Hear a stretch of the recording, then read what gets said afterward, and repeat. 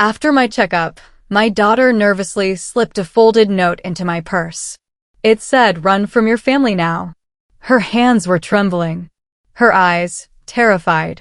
I thought she was joking, but that night, I found out why.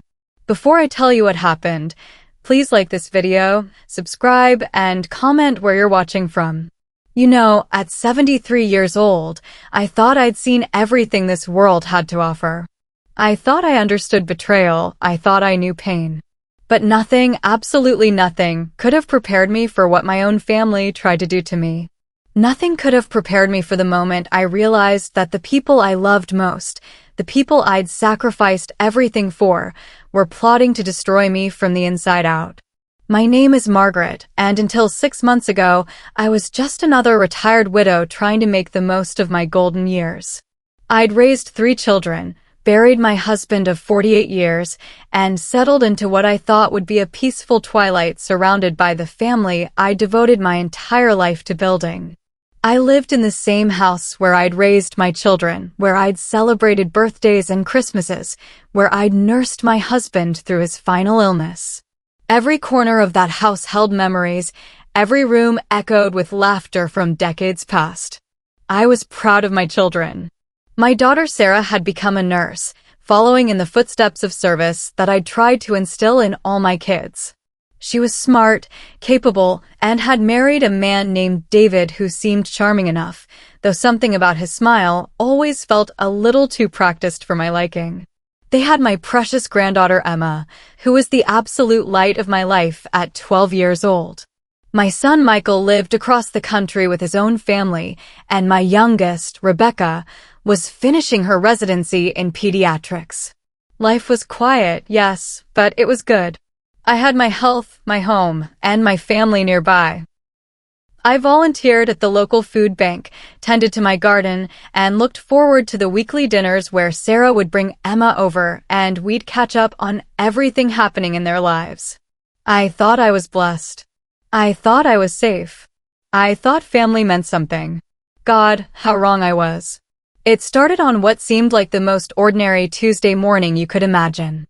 Sarah had offered to drive me to my routine checkup, something she'd been doing more frequently lately, which I'd attributed to her being a caring daughter. The doctor's office was busy, filled with the usual collection of elderly patients shuffling through their appointments, the sterile smell of disinfectant mixing with the nervous energy that always seems to permeate medical waiting rooms. But even in that familiar setting, something felt different about Sarah. She kept checking her phone, her fingers drumming nervously against her purse. When I tried to make conversation, her responses were distracted, almost mechanical. Her eyes kept darting around the room like she was looking for someone, or maybe looking out for someone. Every time the door opened, she would tense up, her whole body going rigid until she saw it was just another patient or nurse. "Are you feeling all right, sweetheart?" I asked her, reaching over to touch her hand. Her skin was cold, clammy, and I could feel her pulse racing beneath my fingers. "I'm fine, Mom," she said, but her voice had this strained quality I'd never heard before. "Just thinking about work stuff, you know how it is." But I didn't know how it was, and this wasn't work stress. This was fear. This was the kind of bone-deep terror I'd only seen in her eyes once before, when she was 7 years old and had accidentally broken my favorite vase. But she was a grown woman now, a medical professional, a mother herself. What could possibly have her this frightened? The appointment itself was routine. Blood pressure, blood work, the usual questions about diet and exercise. Dr. Henderson, who'd been my physician for over 15 years, seemed pleased with my results. "You're in remarkably good health for someone your age, Margaret," he told me with that warm smile that had always put me at ease. "Whatever you're doing, keep it up." But as we left the office, Sarah's agitation only seemed to increase. She was practically vibrating with nervous energy as we walked to her car, her eyes scanning the parking lot like she expected someone to jump out at us. And then, as I was settling into the passenger seat, it happened. She leaned over, ostensibly to help me with my seatbelt, and I felt her slip something into my purse. It was quick, furtive, the kind of movement you'd expect from a shoplifter, not from your own daughter. When I looked at her questioningly, she just gave me this look, this desperate, pleading look that seemed to say 1,000 things at once. "Just read it later, Mom," she whispered, so quietly I almost didn't hear her. "When you're alone." The drive home was torture. Every instinct I had was screaming at me to dig into my purse and read whatever she'd given me, but something about her demeanor told me to wait. She kept glancing in the rearview mirror, taking turns that seemed random, almost like she was checking to see if we were being followed. The silence in the car was suffocating, broken only by the sound of her rapid breathing and the occasional ping of text messages on her phone that she ignored completely. When we pulled into my driveway, David's car was already there. He came out to meet us with that practiced smile of his, all teeth and charm, asking about my appointment with what seemed like genuine concern. But now, looking back, I can see the calculation behind his eyes, the way he was studying my face for any sign that I knew something I shouldn't. "Everything look good, Margaret?" he asked, placing a hand on my shoulder that felt heavier than it should have. "Clean bill of health," I replied, forcing a smile. But inside, that piece of paper in my purse felt like it was burning a hole right through the leather. Sarah barely spoke during the brief conversation, just stood there looking pale and drawn, like she was fighting some internal battle. When they finally left, with promises to see me for dinner later that week, I watched from my window as David seemed to be questioning her intensely in their car before they drove away. The moment their taillights disappeared around the corner, I rushed to my purse with shaking hands. The paper was small, folded tight, and written in Sarah's familiar handwriting. But the words on it made my blood run cold. "Don't go home. They know. Run, and don't trust anyone, not even me." I must have read those words 50 times, each reading making less sense than the last. Don't go home? But I was already home. They know? Know what? And who are they? The most terrifying part was that last line, "Don't trust anyone, not even me." My own daughter was warning me not to trust her. What kind of hell was she living in that she couldn't even trust herself?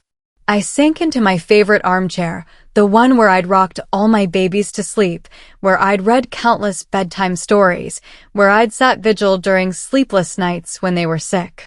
Now it felt like a trap, like every familiar comfort in my life had suddenly become suspect. My hands wouldn't stop shaking as I tried to process what this could possibly mean. What did they know? What had I done wrong? Who was threatening my daughter badly enough that she felt she had to warn me but couldn't even trust herself to protect me? The questions swirled in my mind like a tornado, each one more terrifying than the last. I tried calling Sarah, but it went straight to voicemail. I tried again an hour later, same thing. By the time evening fell, I was beside myself with worry and confusion. That's when David called to invite me to dinner, his voice warm and friendly as always. "Sarah's making your favorite pot roast," he said. "Emma's been asking for her grandma all day." Every fiber of my being wanted to say no, to make some excuse, but what could I possibly tell him? That his wife had slipped me a cryptic warning note? That I was afraid of my own family? It sounded insane even to me. So I agreed, thinking maybe I could talk to Sarah privately, maybe get some answers to the questions that were eating me alive.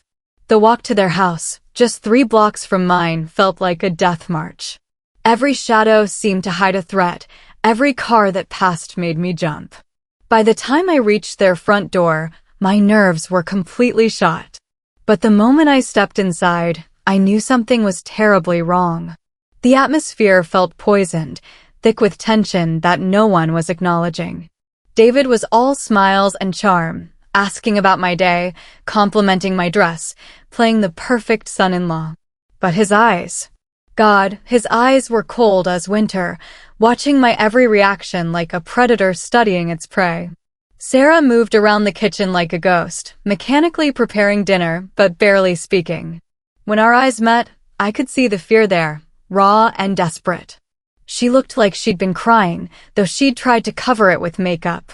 Emma, my precious granddaughter, seemed subdued, picking at her food and avoiding eye contact with everyone. "So, Mom," David said, carving the roast with unnecessary precision, "Dr. Henderson said you got a clean bill of health today." "That's wonderful news." Something about the way he said it made my skin crawl. How did he know what Dr. Henderson had said? I hadn't mentioned any specifics, and I couldn't remember Sarah sharing that information either. "Yes," I replied carefully, "everything looks good for an old lady." "Oh, you're not old," he laughed, but there was no warmth in it. "You've got many good years ahead of you. Many, many years." The way he emphasized those words made them sound like a threat rather than a blessing. I caught Sarah's sharp intake of breath, saw her hand tremble as she reached for her water glass. Throughout dinner, I noticed other disturbing details. There were papers on the counter that David quickly shuffled away when he saw me looking. His phone kept buzzing with text messages that he would glance at and then delete immediately. And twice, I caught him and Sarah exchanging looks that seemed loaded with meaning, her pleading, him warning. When Emma excused herself to do homework, the tension in the room became almost unbearable. I tried to make normal conversation, asking about their work, their plans for the weekend, anything to fill the suffocating silence. But every topic seemed to lead to dead ends, and I could see Sarah growing more agitated by the minute. "I should probably head home," I finally said, unable to stand the atmosphere any longer. "It's getting late." "Of course," David said, jumping up with that false enthusiasm. "Let me walk you home. It's dark out there." "That's really not necessary." "I insist," he said, and something in his tone made it clear this wasn't a request. The walk home was a nightmare. David kept up a steady stream of small talk, but underneath his words, I could hear something else, something calculating and cold. He seemed to know my schedule better than I did, mentioning appointments I didn't remember telling him about, asking about neighbors he shouldn't have known I'd spoken to. "You know, Margaret," he said as we reached my front door, "Sarah and I have been talking about how isolated you are out here. This big house, all alone. Maybe it's time to consider some other options." "Other options?" I asked, my keys suddenly feeling heavy in my hand. "Oh, you know, assisted living, maybe a nice retirement community. Somewhere with people your own age, medical staff on site. Sarah worries about you constantly." The way he said it made my blood run cold. It wasn't a suggestion, it was a plan. They'd already been discussing my future, making decisions about my life without including me in the conversation. "I'm perfectly capable of taking care of myself," I said, trying to keep my voice steady. "Of course you are," he replied, but his smile was sharp as broken glass. "We just want what's best for you. Family takes care of family, right?" After he left, I double-locked my doors and drew all the curtains. The house that had always been my sanctuary now felt like a prison. Every creak, every settling sound made me jump. I kept thinking about Sarah's note, about the terror in her eyes, about David's cold calculation. That's when I started noticing things I'd missed before.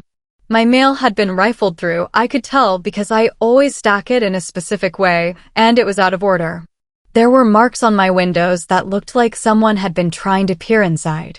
And when I checked my answering machine, there were 3 hang-up calls from blocked numbers. I barely slept that night, jumping at every sound, clutching Sarah's note like a lifeline. But the real horror began the next morning when Mrs. Patterson from next door came over with a concerned expression. "Margaret, dear," she said, wringing her hands nervously, "I hope you don't mind me asking, but were you expecting visitors yesterday morning?" "No," I said, my heart already starting to race. "Why?" "Well, there were 2 men here, asking questions about you. They said they were from some kind of medical agency, wanted to know about your health, your daily routine, whether you seemed confused or forgetful lately.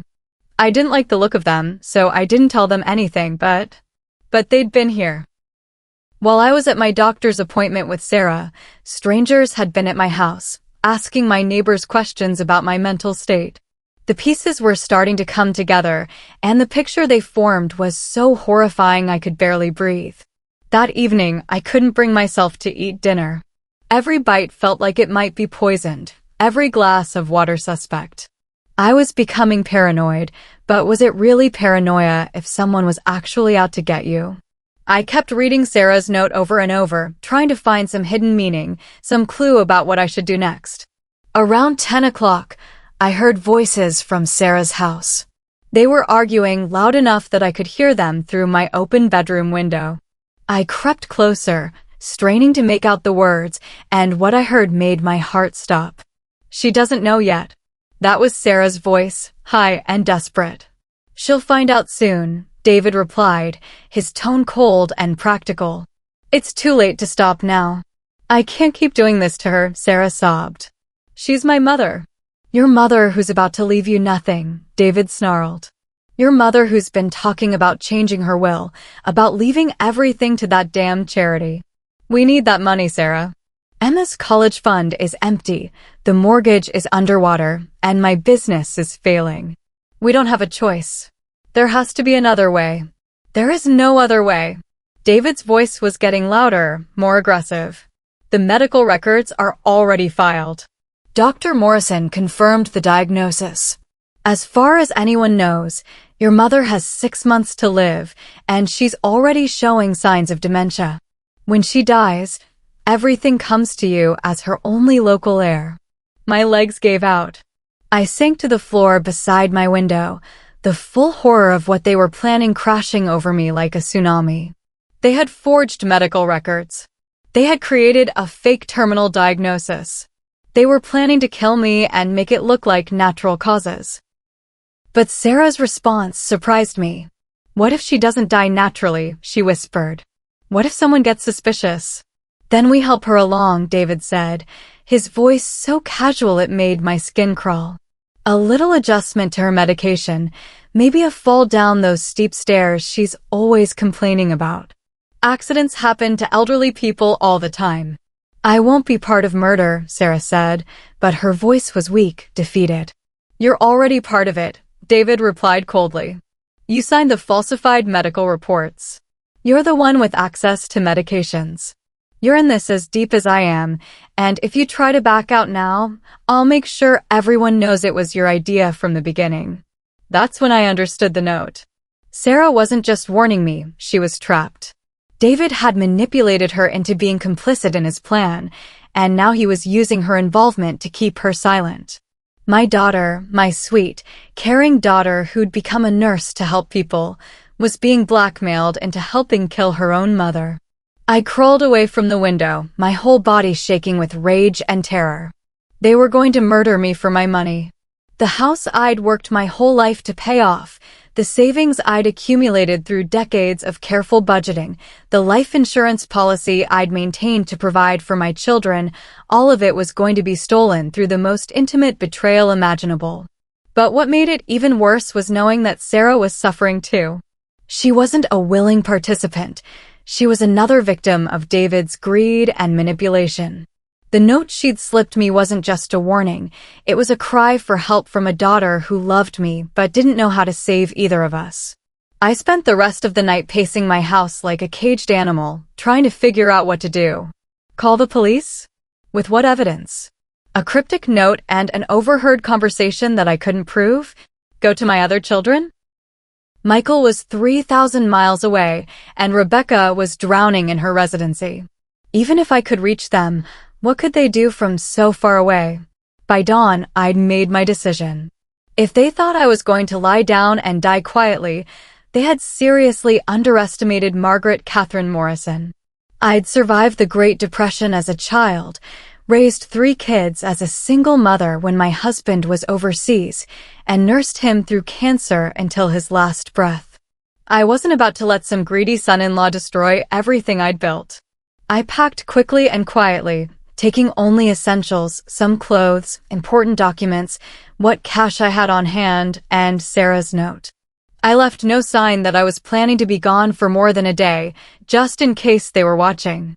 Then I slipped out the back door before sunrise, walking through neighbors' yards until I was far enough away to call a taxi. My first stop was the office of Harold Weinstock, the lawyer who'd handled my husband's estate and had been a family friend for over 20 years.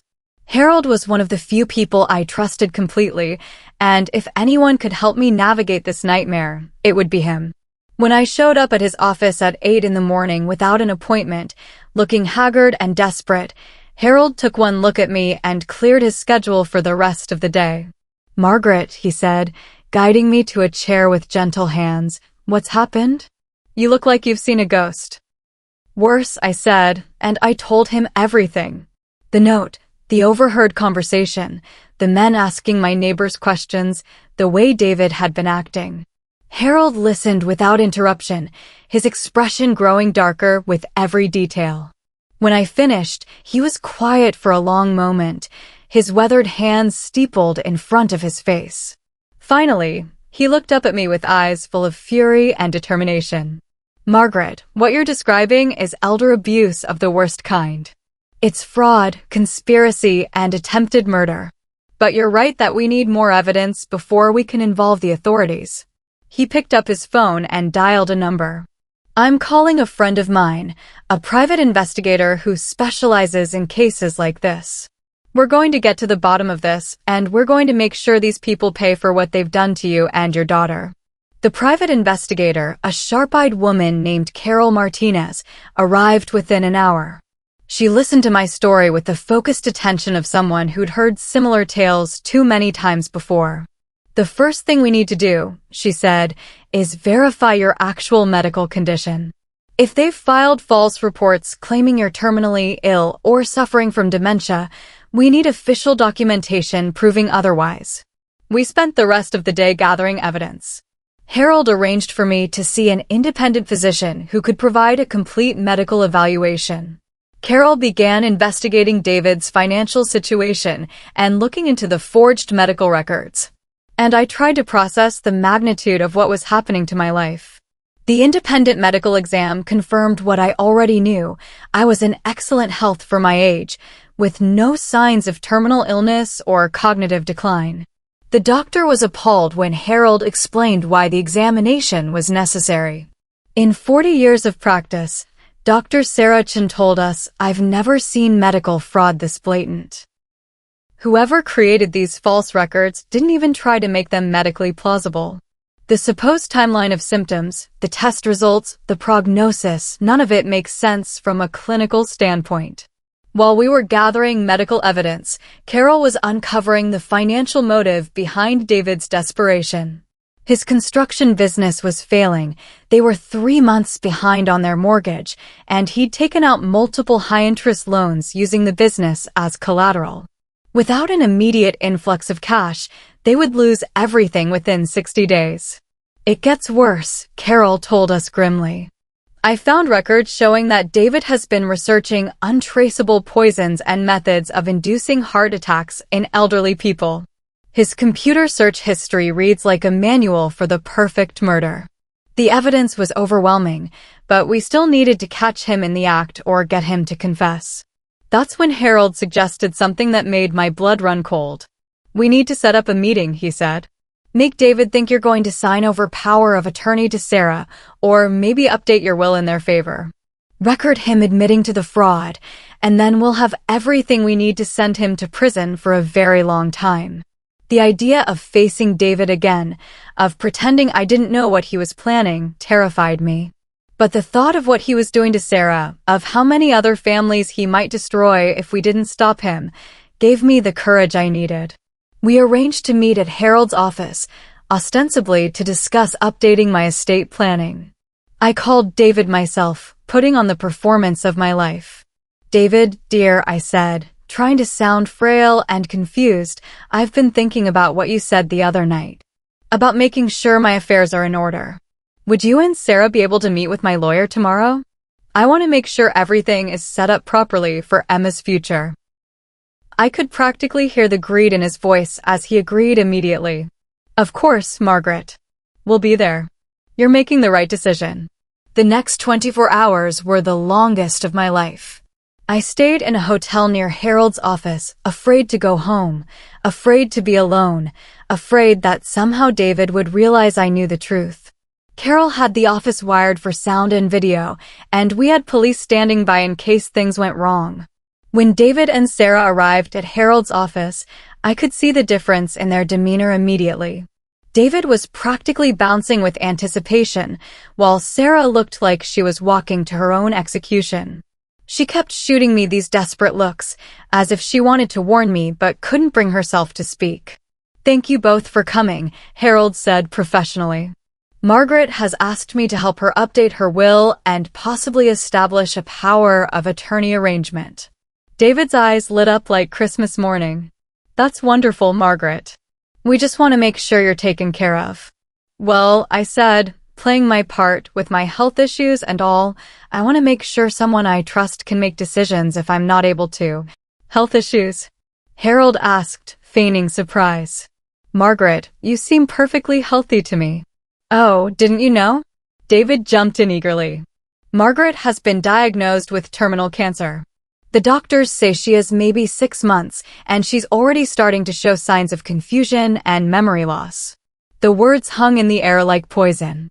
Harold looked shocked, which wasn't hard since he was genuinely appalled by David's casual cruelty. "I'm so sorry to hear that," Harold said carefully. "Do you have the medical documentation for our files?" David pulled out a folder thick with papers. "Everything's right here. Dr. Morrison has been treating her, and as you can see, the prognosis is quite grim." As Harold examined the forged documents, I watched Sarah's face crumble. She was crying silently, tears streaming down her cheeks as she watched her husband lie so smoothly about my impending death. "These are quite concerning," Harold said. "Margaret, are you comfortable with giving David power of attorney over your medical and financial decisions?" "I think it makes sense," I said, the words tasting like ash in my mouth. "David understands these things better than I do," and with my mind starting to go. "Actually," David interrupted, "we think it would be better if Sarah held the power of attorney.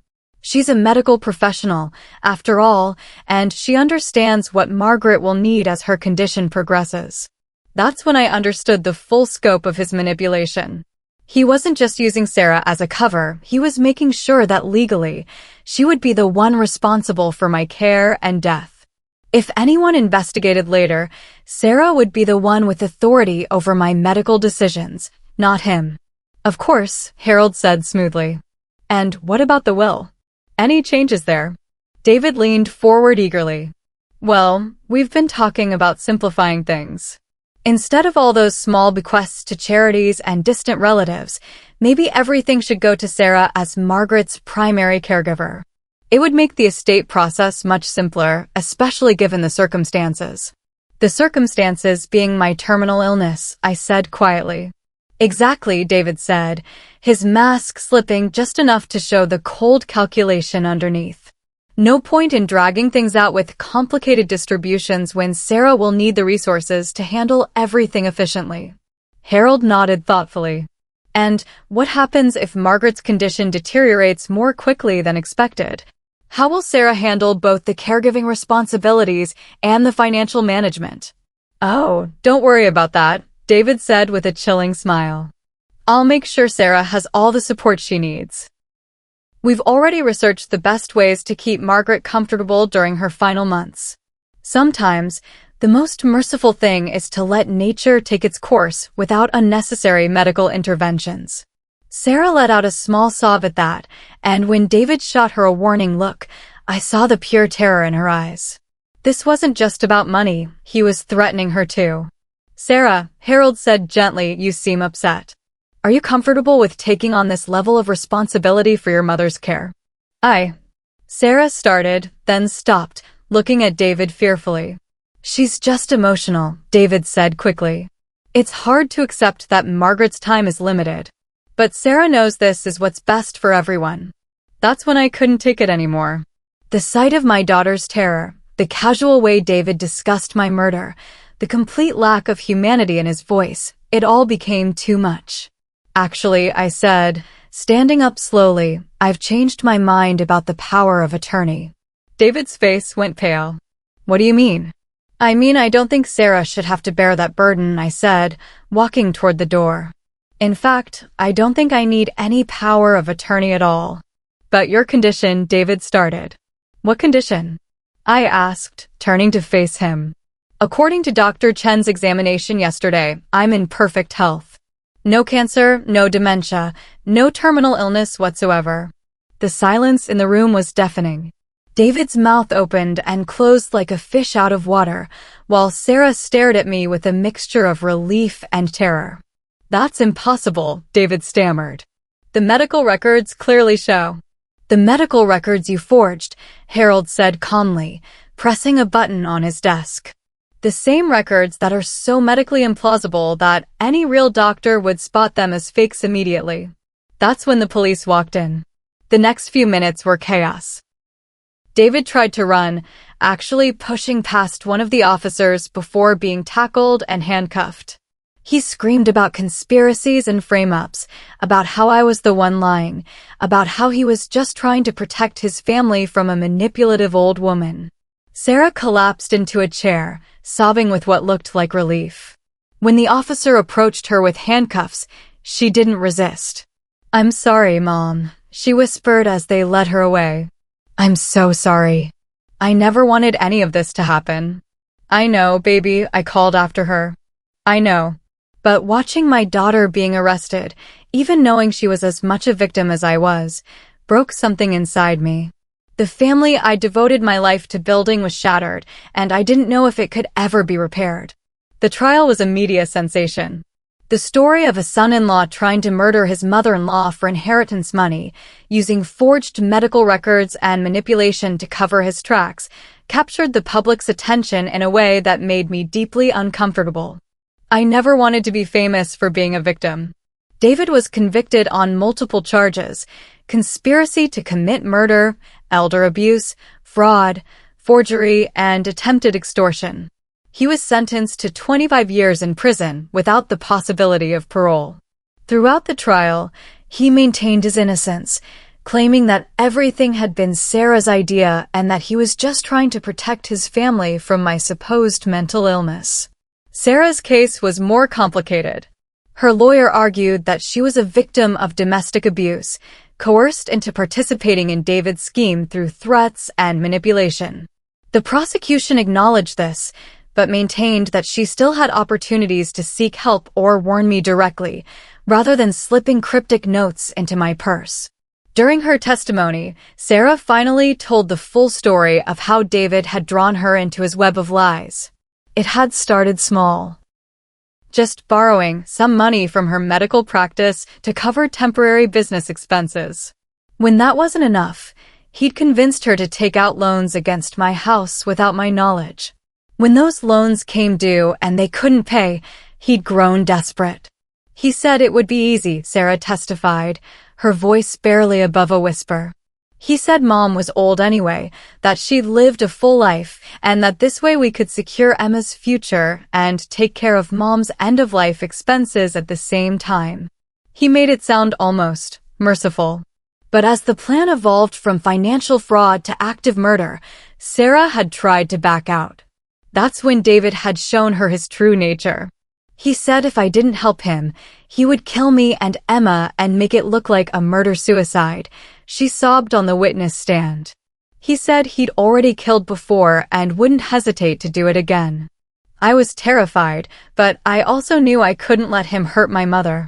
That's why I wrote the note. I was hoping she would run away, disappear somewhere he couldn't find her. The prosecutor pressed her on why she hadn't gone to the police or found some other way to warn me. Because he was watching everything I did, she replied. He had tracking software on my phone. He monitored my emails. He even followed me to work sometimes. The only reason I was able to write that note was because I went to the bathroom during Mom's appointment and scribbled it quickly on a prescription pad. In the end, Sarah was sentenced to 5 years in prison, with the possibility of parole after 3 years. The judge acknowledged the course of circumstances, but emphasized that she had still participated in a conspiracy that could have resulted in my death. "Your note may have saved your mother's life," Judge Patricia Williams said during sentencing, "but it was also evidence that you knew what you were doing was wrong and chose to continue participating rather than seeking proper help." Emma went to live with Michael and his family in California. At 12 years old, She'd lost both parents and had to move across the country to live with an uncle she barely knew. I wanted to take her in myself, but the social workers felt she needed to be far away from the trauma of what had happened. The night after Sarah's sentencing, I sat in my empty house, the same house that had nearly become my tomb, and tried to process everything that had happened. 6 months earlier, I'd been a happy grandmother looking forward to peaceful golden years. Now I was a survivor of attempted murder, my daughter was in prison, my granddaughter was gone, and my son-in-law was going to spend the rest of his productive life behind bars. The financial damage was extensive too. David had managed to steal nearly $200,000 from various accounts and had taken out loans against my property that I was still fighting in court. The legal fees from the trial had eaten through most of my remaining savings. At 73, I was starting over financially, which felt both terrifying and oddly liberating. But the emotional damage was worse than the financial losses. How do you trust again after your own family tries to kill you? How do you rebuild relationships when the people you loved most proved capable of such betrayal? How do you sleep in a house where someone planned your murder in detail? I started seeing a therapist, Dr. Rebecca Martinez, who specialized in trauma recovery for older adults. She helped me understand that what I was experiencing wasn't just grief, it was a form of PTSD that many survivors of family violence face. The betrayal trauma is often worse than the actual physical threat, she explained during one of our sessions. When the people who are supposed to protect you become the source of danger, it shakes your fundamental understanding of safety and trust. She was right. I found myself jumping at every unexpected sound, checking and rechecking my locks multiple times each night, avoiding foods that came from packages that could have been tampered with. The paranoia that had saved my life during the crisis was now making normal living almost impossible. But slowly, with Dr. Martinez's help and the support of my remaining children, I began to heal. Michael flew out to visit me several times, bringing Emma with him during her school breaks. Those visits were bittersweet, seeing my granddaughter struggling with her own trauma and confusion, trying to understand how her father could have done such terrible things. Did Daddy really want to hurt Grandma? She asked me during one visit, her 12-year-old mind trying to process the incomprehensible. Your daddy was very sick, I told her, which was the closest thing to the truth I could manage. Sometimes people make very bad choices when they're scared and desperate. That doesn't mean you're bad, and it doesn't mean your mommy is bad either. Rebecca finished her residency and moved back home to help me rebuild. She was furious at Sarah and David for what they'd done, but she was also heartbroken for Emma and desperate to help me heal. I should have seen the signs, she said during one of our long conversations. I'm a doctor, I should have noticed that something was wrong when I talked to Sarah. You were 3,000 miles away, living your own life, I reminded her. You couldn't have known what was happening here. But I understood her guilt. As a family, we'd all failed each other in different ways. I'd been too trusting, too willing to believe that family meant safety. Sarah had been too weak to stand up to David's threats and manipulation. Rebecca and Michael had been too distant to notice the warning signs. And David. David had been a predator who saw our love for each other as weaknesses to exploit. The worst part was that I still loved Sarah. Despite everything she'd done, despite the terror she'd put me through, she was still my daughter. I visited her in prison once, about 8 months after her sentencing. She looked terrible, thin, pale, older than her 38 years. Prison was clearly not agreeing with her. I know you probably hate me, she said, not meeting my eyes. I don't hate you, I replied, surprised to find that it was true. I'm angry, I'm hurt, I'm disappointed. But I don't hate you. I dream about that night all the time, she whispered. The night you overheard us arguing. I dream about what would have happened if you hadn't been listening, if you'd trusted us and let David take care of you. I dream about watching you die and knowing I could have stopped it. But you did stop it, I reminded her. That note saved my life. Too little, too late, she said bitterly. I should have called the police the first time he mentioned hurting you. I should have grabbed Emma and run. I should have protected you the way you always protected me. We talked for 2 hours, working through decades of unspoken resentments and misunderstandings, along with the immediate trauma of what had happened. By the end of the visit, we were both crying, but it felt like a beginning rather than an ending. When you get out, I told her as visiting time ended, we'll figure out how to rebuild. It won't be the same, but maybe it can be something good again. Do you really think that's possible? She asked. I think forgiveness is possible, I said. I think healing is possible. I think love is stronger than betrayal, even when the betrayal nearly kills you. That was 2 years ago. Sarah was released on parole 6 months ago and is living in a halfway house while she rebuilds her life. She's working as a home health aide. The nursing board suspended her license, but she can still provide basic care under supervision. She calls me every week, and we're slowly rebuilding trust. Emma is 15 now and thriving with Michael's family, but she comes to visit me every summer. She's in therapy too, working through her own trauma and confusion about her parents. She still loves her mother and asks about her constantly, but she's also angry and hurt in ways that will probably take years to resolve. David files appeals from prison regularly, still insisting he was framed and that I'm mentally ill. His latest legal filing claims that I suffered a psychotic break and imagined the entire conspiracy. The courts have rejected every appeal, but he apparently has nothing but time to keep trying. As for me, I'm 75 now and still living in the same house where I almost died. People ask me why I don't move, why I don't start fresh somewhere else. The truth is, this house represents more than just the scene of a crime. It represents 60 years of memories, most of them good. I'm not going to let David's greed rob me of my history along with everything else. I've made changes, though. I have a security system now, and I've changed all the locks. I keep copies of all my important documents in a safe deposit box that only Harold and Rebecca have access to. I've set up my will so that no single person can benefit from my death, with assets distributed among my children, my grandchildren, and several charities. More importantly, I've learned to trust my instincts again. If something feels wrong, I investigate. If someone's behavior seems off, I ask questions. If I feel threatened or confused, I reach out for help immediately. The paranoia that saved my life has evolved into a healthy skepticism that protects me without paralyzing me. I've also become an advocate for elder abuse prevention. I speak at senior centers and community groups about the warning signs of financial exploitation and family fraud. It's amazing how many people have similar stories, maybe not as dramatic as attempted murder, but family members who steal, manipulate, or coerce elderly relatives for financial gain. The hardest thing to accept, I tell these audiences, is that the people who hurt us are often the people we love most. We want to believe that family means safety, but sometimes family is where the greatest danger lies.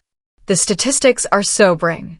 Financial exploitation of the elderly costs families billions of dollars every year, and family members are responsible for about 60% of those crimes. Most cases never make it to court because victims are too ashamed to report their own children or grandchildren. But I also try to offer hope. Betrayal doesn't have to be the end of the story, I tell them. Love can survive terrible damage if we're willing to do the hard work of healing. Trust can be rebuilt if we're smart about how we do it. And sometimes, the people who hurt us are victims too, trapped in situations they don't know how to escape. That's the lesson I try to share from my story. Yes, my son-in-law tried to kill me for money. Yes, my daughter participated in a conspiracy that could have ended my life. But my daughter also saved my life, even when she was terrified and trapped. Love and betrayal can exist in the same relationship, sometimes in the same moment. The note that started this whole nightmare, "Run from your family now," wasn't just a warning about physical danger. It was a cry for help from a daughter who knew she was failing to protect her mother, but didn't know how to save either of them. It was an act of love wrapped in an act of betrayal, a moment of courage in the middle of months of cowardice. Sarah and I will never have the relationship we had before. Too much has happened. Too much trust has been broken. But we're building something new, something more honest and perhaps more resilient. We talk about the warning signs she missed in David's behavior, about the financial pressures that made theft seem reasonable, about the fear that kept her silent when she should have spoken up. Emma is part of those conversations now too. She's old enough to understand what happened and why, and she's learning to separate her love for her parents from accountability for their actions. She's also learning to trust her own instincts about people and situations, something I should have taught all my children more explicitly. Grandma, she asked me during her last visit, how do you know when someone really loves you versus when they're just pretending? It's the question that haunts every relationship after something like this happens. How do you trust again when you've been so completely deceived? You look at what they do when they think no one is watching, I told her. You pay attention to how they treat people who can't do anything for them. And you trust your gut when something feels wrong, even if you can't explain why. Did you know something was wrong with Dad before it happened? She asked. I knew something was off, I admitted.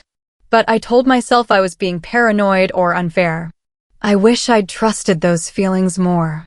That's perhaps the most important lesson from this whole nightmare. Trust your instincts, even when they seem unreasonable. Pay attention to the small inconsistencies, the subtle changes in behavior, the things that don't quite add up. And never be ashamed to ask for help when something feels wrong. The note that saved my life was written on a prescription pad in a hospital bathroom by a terrified woman who thought she was trapped with no options. But she found a way to reach out, to warn me, to fight back against the forces trying to destroy us both. Sometimes salvation comes in the smallest gestures, from the most unexpected places. Today, I'm healthy, financially stable, and surrounded by people who genuinely care about my well-being.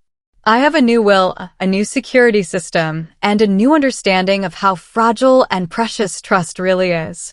I have a relationship with my daughter that's built on honesty rather than assumptions, and a granddaughter who's learning to be strong and skeptical and loving all at the same time. Most importantly, I have my life. David's plan failed because one frightened woman found the courage to slip a note into her mother's purse. Because a neighbor was suspicious of strangers asking questions. Because a lawyer believed his client's wild story. Because a private investigator was willing to work quickly to gather evidence. Because sometimes, when evil seems to be winning, ordinary people find extraordinary ways to fight back. Family is not who shares your blood, it's who risks theirs to protect you. Sarah risked everything to warn me, even when she was trapped and terrified. That note, those 7 words scribbled in desperation, saved both our lives in ways that went far beyond the immediate physical danger. Sometimes the people who save our lives aren't the ones who speak loudest. They're the ones who slip a note when no one is looking.